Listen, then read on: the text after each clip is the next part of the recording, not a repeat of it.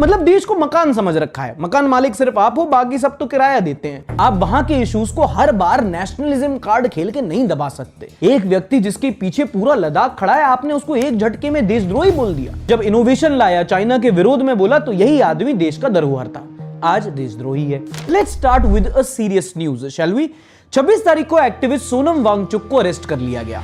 Now for starters, Ladakhis काफी time से protest कर रहे थे। सोनम वांगचुक इस प्रोटेस्ट को लीड कर रहे थे और उनके अरेस्ट होने के बाद सिचुएशन टेंस हो चुकी है। जिस टाइम पे मैं रिकॉर्ड कर रहा हूं, लेह में कर्फ्यू लगा हुआ है। ये तो लेटेस्ट न्यूज है। लेटेस्ट नहीं है, इनफैक्ट 6 साल से चल रहा है ये प्रोटेस्ट। अब सोनम वांगचुक रियल लाइफ रेंचो हैं। इसके अलावा अगर तुम्हें नहीं पता हो कि लद्दाख में प्रोटेस्ट क्यों हो रहा है, और जब पूछोगे तो 6 शेड्यूल, रिजर्वेशन, लोकल एडमिनिस्ट्रेशन की बातें आएंगी। और अगर तुम्हें जानना है तो आई स्ट्रांगली रिकमेंड कि तुम अभी संडे शो पॉज करो और ये वाली वीडियो एक बार देखो। हम लोग पिछले साल लद्दाख में जाकर वहां के इस प्रोटेस्ट के ऊपर पूरी डॉक्यूमेंट्री बनाई थी। इनफैक्ट हम लोग सेकमॉल स्कूल गए थे और खुद सोनम वांगचुक से बात की थी और समझा था कि पूरा मसला क्या है। तो फिलहाल के लिए एक टीजर दिखाता हूं।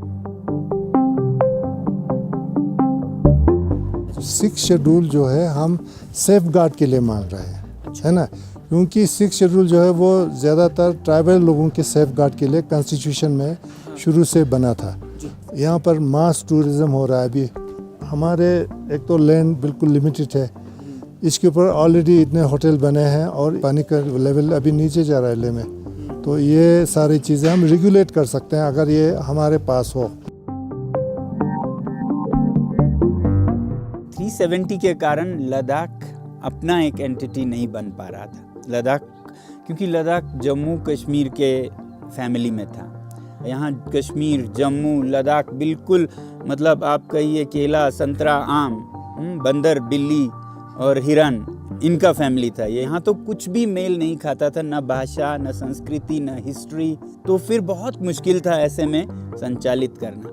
और वैसे भी डिसेंट्रलाइज होना तो अच्छी बात है ना, वरना तो ब्रिटेन कहता है इंडिया हमारे साथ ही ठीक है, क्यों इनको अपनी आज़ादी दें, तो दिया। उसी तरह इंडिया कहता कश्मीर को क्यों दें, जम्मू कश्मीर को सीधा दिल्ली से चलाएंगे। तो ये नहीं हो पा रहा था क्योंकि 370 में कश्मीर के असेंबली में जब तक पास ना हो, स्टेट के साथ कुछ छेड़छाड़ नहीं हो सकती। लद्दाख जो है एक बहुत स्ट्रेटेजिकली बहुत सेंसिटिव एरिया है। यहाँ पाकिस्तान और चाइना का बॉर्डर मिलता है और यहाँ के लोगों को खुश रखना वो हमारे नेशनल सिक्योरिटी का एक मुद्दा होना चाहिए। अभी भी कह रहा हूं, शो को पॉज करके ये वाली वीडियो देख सकते हो, पूरा मैटर समझ में आ जाएगा। खाओ माँ कसम, तेरी माँ की कसम भाई। अब अगर आपको एक ब्रीफ समरी दूं तो हुआ ये कि जब आर्टिकल 370 हटा था तो इनफैक्ट उस टाइम पे लद्दाखीज बहुत खुश हुए थे कि ठीक है भाई, कश्मीर इशू पे इतना फोकस होता था, अब हम थोड़े अलग हो गए तो अब हम पे भी थोड़ा सा ध्यान दिया जाएगा। बट फिर धीरे धीरे उन्होंने रियलाइज हुआ कि यार यूनियन टेरिटरी से हमें उतना फायदा नहीं है, तो उन्होंने डिमांड की कि लद्दाख को फुल स्टेटहुड और 6th शेड्यूल में डाला जाए, जो सरकार ने खुद कहा था बाय द वे।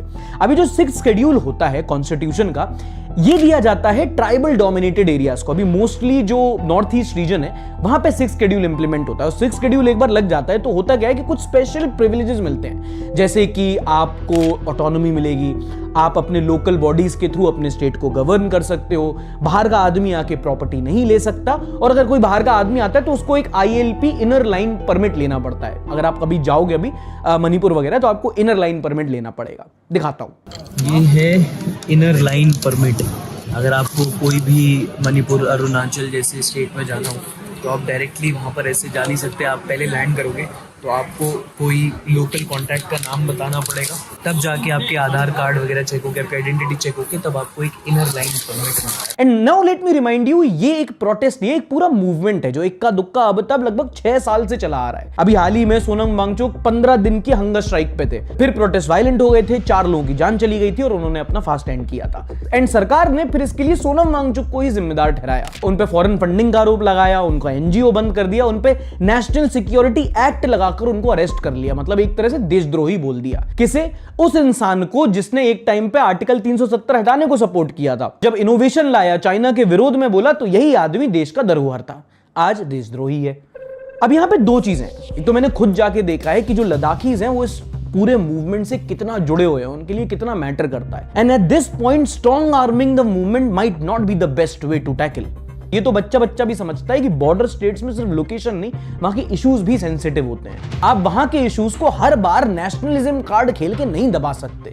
एक व्यक्ति जिसके पीछे पूरा लद्दाख खड़ा है, आपने उसको एक झटके में देशद्रोही बोल दिया। ये एक बड़ा अलग ही तरीका है कि कहीं भी डिसेंट आए, कोई भी सवाल पूछे, कोई भी प्रोटेस्ट हो, कोई भी कुछ मांग करे, उसको एंटी नेशनल बोल दो। मतलब देश को मकान समझ रखा है, मकान मालिक सिर्फ आप हो, बाकी सब तो किराया देते हैं। एंड बड़ी बात यह है कि कुछ लोग अभी भी इस बात को मान लेते हैं, सरकार नहीं माई बाप बना रखी है हमने। And to a point you should be jealous कि इतने वफादार लोग हैं, कुछ भी करेंगे हाँ में हाँ मिलाएंगे, जीभ लटकाएंगे, और जो अलग ओपिनियन रखे उसको काटने लगेंगे।